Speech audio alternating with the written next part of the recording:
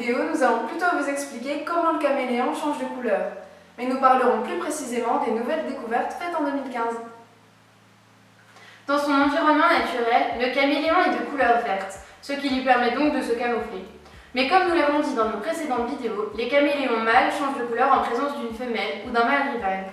Il est alors excité et prend des couleurs plutôt jaunes, rouges et oranges.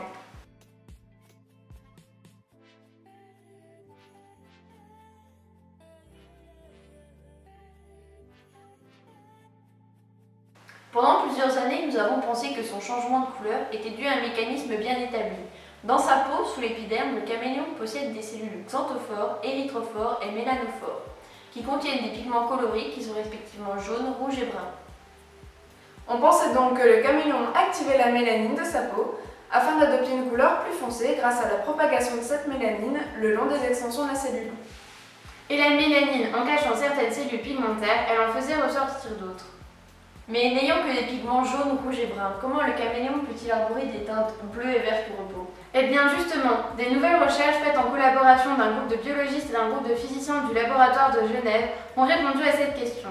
Et démontré que cette ancienne théorie était incomplète. Parce que tout d'abord, le caméléon ne possède pas de pigments verts. Effectivement, sa couleur verte est due à deux mécanismes, les pigments colorés et les couleurs structurelles. Sous les cellules pigmentaires se trouvent de minuscules cristaux de guanine de 130 nanomètres environ, régulièrement agencés, contenus dans des cellules appelées S-iridophores. La lumière est réfractée grâce à ces cristaux et à l'espace qui existe entre eux. La lumière bleue interfère de manière constructive et est donc fortement reflétée, alors que les autres couleurs ne le sont pas. Donc le caméléon paraît vert grâce au pigment jaune de sa peau, combiné à cette lumière bleue qui se reflète sur les cristaux de guanine. C'est le même processus pour les autres longueurs d'onde, c'est donc une histoire de combinaison de pigments et de lumière. En variant la distance entre les cristaux, la peau du caméléon sélectionne les ondes lumineuses, réfléchit et absorbées, et ainsi modifie sa couleur. Effectivement, en augmentant la distance entre les cristaux, les ondes à période longue sont réfléchies. Nous avons représenté ce phénomène grâce à deux maquettes qu'on vous invite à retrouver sur notre chaîne. Les scientifiques ont comparé des échantillons de peau de caméléons au repos, vert, et de caméléons excités, jaune, et ont trouvé qu'en effet, dans celui excité, les cristaux étaient beaucoup plus espacés. Les scientifiques ont d'ailleurs mené une expérience illustrant parfaitement le phénomène. Une pression est faite sur la peau du caméléon, ce qui cause la compression des cristaux de guanine. La peau apparaît donc bleue, et quand la peau retrouve son aspect naturel, la couleur redevient verte.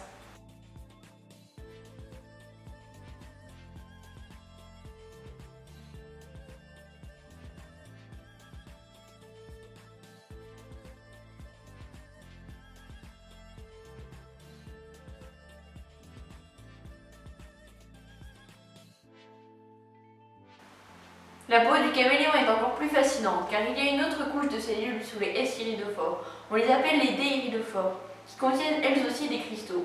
Mais ces cristaux sont plus larges, plus espacés et plus désorganisés. Ces D-iridophores sont communs à tous les lézards et donc n'interviennent pas dans le changement de couleur. Mais ils ne sont pas inutiles car ils reflètent les longueurs d'onde dans le domaine infrarouge. On pense que la fonction de cette couche pourrait être de réfléchir la lumière du soleil, étant donné que les caméléons vivent dans des habitats très ensoleillés. Ainsi, ces cristaux, par réflexion des rayons infrarouges du soleil, auraient une utilité thermorégulatrice. Nous pouvons retenir que le changement de couleur est dû à la contraction des cristaux de guanine contenus dans les cellules S-iridophores et que l'adaptation de la distance entre ces cristaux permet de sélectionner les longueurs d'onde réfléchies et absorbées. Cette lumière réfléchie combinée aux pigments contenus dans sa peau permet donc au caméléon de changer de couleur.